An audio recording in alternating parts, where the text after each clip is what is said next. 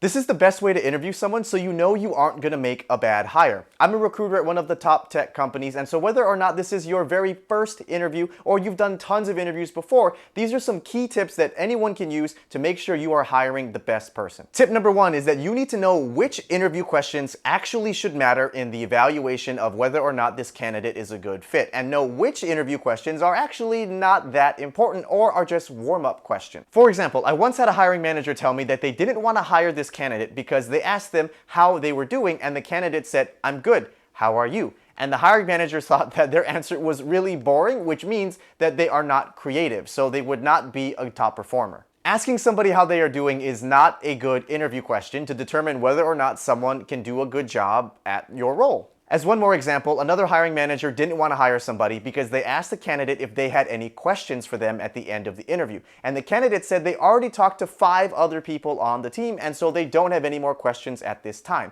And the hiring manager felt that this candidate was not interested in joining the company, so they wanted to hire somebody else. The next tip is that you should be asking interview questions appropriate to the level of the candidate that you are interviewing. So, for example, you should not be asking an intern or a recent college grad the same interview questions that you would be asking a senior hire. But if you do want to ask the same interview question to different levels of candidates, make sure you have a very clear definition of what answers you are expecting between each of the different levels of experience. Generally, the higher the level, the greater the depth of knowledge should be within a particular focus area. Tip number 3 is that you should subscribe to this channel to get weekly career advice. Next, if your candidate initially gets one of your questions wrong, try to clarify your question before immediately dismissing them and assuming that they don't know how to solve it. They could have just misinterpreted your question, or maybe English is a second language for them and they weren't really sure what you were saying. If they're a more junior candidate, don't be afraid to give them 1 or 2 hints to see if they can figure it out after that. If they're a more senior hire, then obviously you shouldn't need to give any hints at all. Next, when you're conducting your interviews for a position, assuming you're only hiring at one level, try to use the same interview questions with all of your candidates that you interview.